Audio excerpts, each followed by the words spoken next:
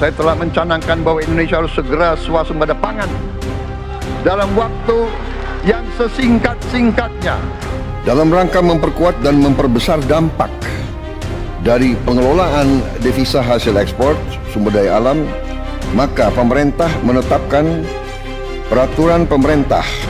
Sangat mengejutkan. Keberanian Presiden Prabowo bikin negara tetangga panik.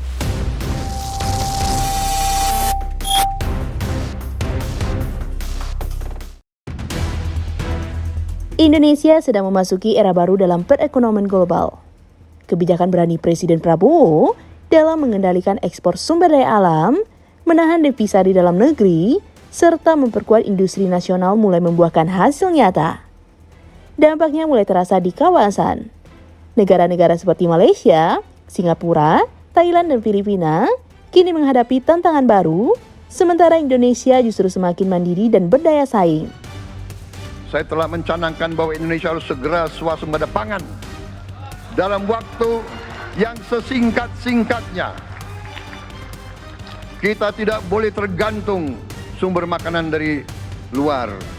Dalam krisis, dalam keadaan genting, tidak ada yang akan mengizinkan barang-barang mereka untuk kita beli.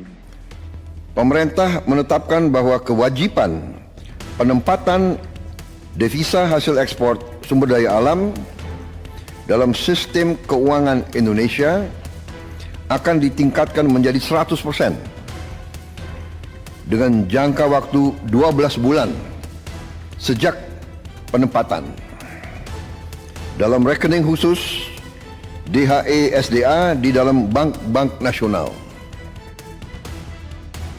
Strategi ekonomi Prabowo bukan hanya mengubah dinamika perdagangan di ASEAN, tetapi juga memperkuat posisi Indonesia di BRICS dan panggung global.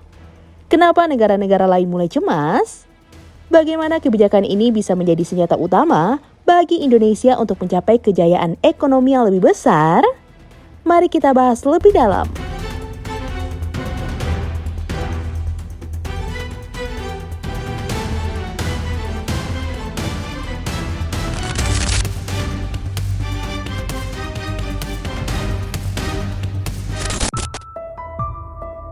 Kebijakan Presiden Prabowo bikin negara tetangga panik. Mereka tak menyangka Indonesia akhirnya berani mengambil kendali penuh atas sumber dayanya sendiri. Kebijakan ini mengubah segalanya. Thailand yang selama ini mengandalkan impor batu bara dan gas dari Indonesia untuk menopang industrinya, kini harus mencari alternatif yang lebih mahal. Filipina yang bergantung pada ekspor manufaktur ke Uni Eropa dan Amerika mulai merasakan tekanan karena bahan baku dari Indonesia tak lagi semudah dulu didapatkan. Malaysia dan Singapura yang selama ini menjadikan Indonesia sebagai sumber bahan mentah murah, kini harus berpikir ulang strategi industrinya. Selama bertahun-tahun, mereka nyaman menikmati kekayaan Indonesia tanpa hambatan. Namun, ketika Presiden Prabowo mengubah aturan permainan, kepanikan pun melanda. Indonesia tak lagi sekedar pemasok murah di ASEAN, tapi kini menjadi pemain utama yang menentukan arah ekonomi kawasan.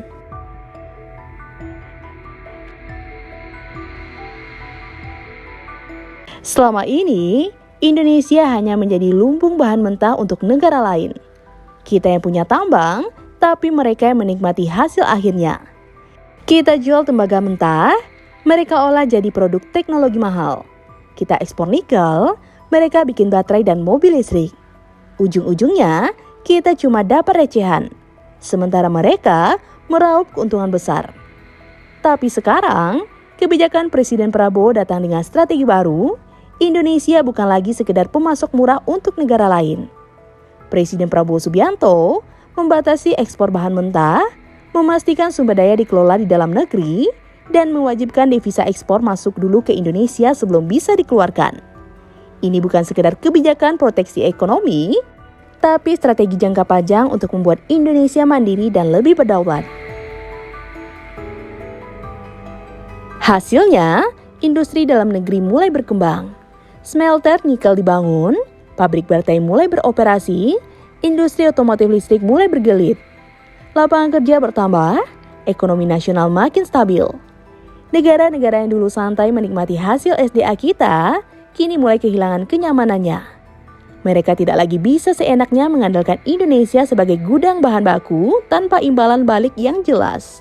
Begitu Indonesia mengambil langkah tegas, negara-negara tetangga langsung ketar-ketir.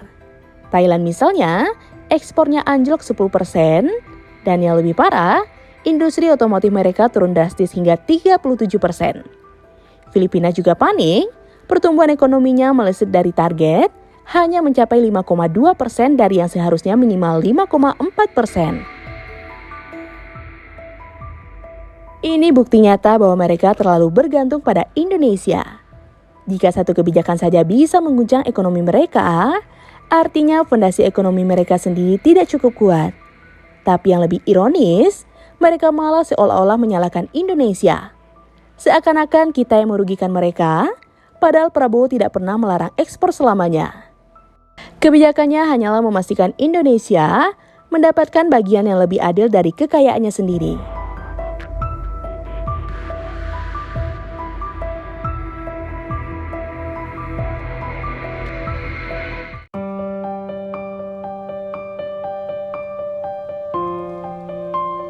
Kini, Indonesia bukan lagi sekedar lumbung dunia. Kita bukan hanya bekerja keras, tapi juga mulai cerdas. Sumber daya kita bukan lagi dijual murah, tapi diolah sendiri untuk kesejahteraan rakyat. Industri mulai berkembang, jutaan lapangan kerja tercipta, dan ekonomi nasional makin kuat. Kita melihat negara-negara lain panik karena mereka sadar Indonesia yang baru telah lahir. Indonesia yang berani mengambil kendali, yang tidak lagi tunduk, dan yang kini berdiri sejajar dengan kekuatan dunia. Dulu, kita selalu jadi negara yang mengejar ketertinggalan. Tapi sekarang, kitalah yang memimpin perubahan. Indonesia telah menemukan jalannya, bukan lagi negara yang bergantung, tapi negara yang menentukan.